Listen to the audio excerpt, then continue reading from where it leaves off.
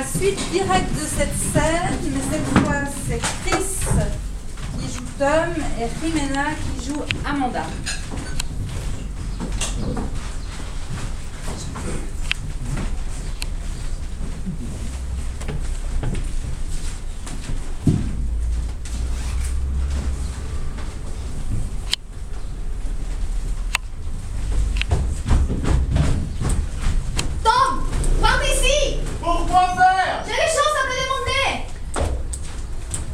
Si tu dois te donner tout ce mal, j'annule tout.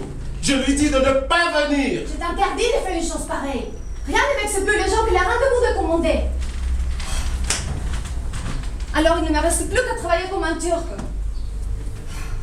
Nous ne serons pas extraordinaires, nous serons présentables. Allez, rentre à la maison, assieds-toi. Mais pas ici. Y a-t-il un endroit particulier où tu voudrais que je m'assoie? Là, par exemple.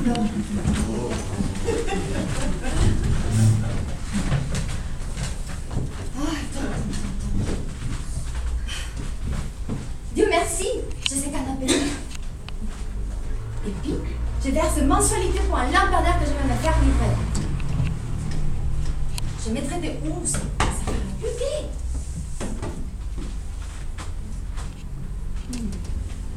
Naturellement, j'aurais espéré changer les papiers peints. Et comment s'appelle ce jeune homme? Il s'appelle O'Connor. Ce qui veut dire qu'on mangera du poisson. Demain c'est vendredi. Je ferai ma croustade de saumon sauce moutarde. Et qu'est-ce qu'il fait? Il travaille à l'entrepôt? Évidemment. Sinon, comment vas-tu? Tom! Il ne boit pas? Pourquoi me demandes-tu ça? Ton père buvait! C'est reparti. Alors c'est qu'il boit? Pas que je sache. Mais tâche d'en être sûr! Renseigne-toi! Je ne vois aucun prix d'un ivrogne pour ma fille. Tu ne vas pas un peu vite en besogne? Monsieur O'Connor n'a pas encore fait son apparition. Mais il la fera demain, pour rencontrer ta sœur. Et qu'est-ce que je sais de lui? Rien. Mieux vaut rester vieille fille que de pousser un ivrogne. Oh, c'est pas vrai. Oh, reste calme. Des tas de filles rencontrent des tas de garçons et ne les épousent pas pour autant. Non, ne dis pas n'importe quoi, Tom. Ne sois pas sarcastique. Mais qu'est-ce que tu fais? Ah, j'essaie d'aplatir ta mèche. Et dis-moi, quelle est la situation de ce jeune homme à l'entrepôt? Ce jeune homme, maman, est chargé des expéditions. C'est un poste qui implique sûrement des responsabilités. Le genre de poste que tu aurais, toi, si seulement tu avais un peu plus d'ambition. Et combien il gagne? T'as une idée?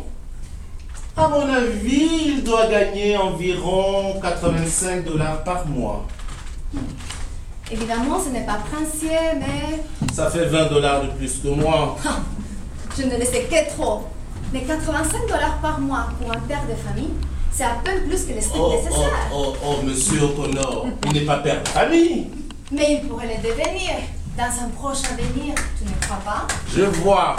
Chapitre, projet et disposition. Oh, Tom, tu es le seul jeune homme qui refuse de voir que le futur devient le présent. Le présent est le passé, et le passé est l'objet de regrets éternels si on n'a pas su le prévoir. Je vais passer tout ça dans ma tête et voir tout le profit que je peux en tirer. Ah. Ne sois pas insolent avec ta mère, hein? Parle-moi encore de ce... Comment ça s'appelle déjà? James D. O'Connor. D pour Delany.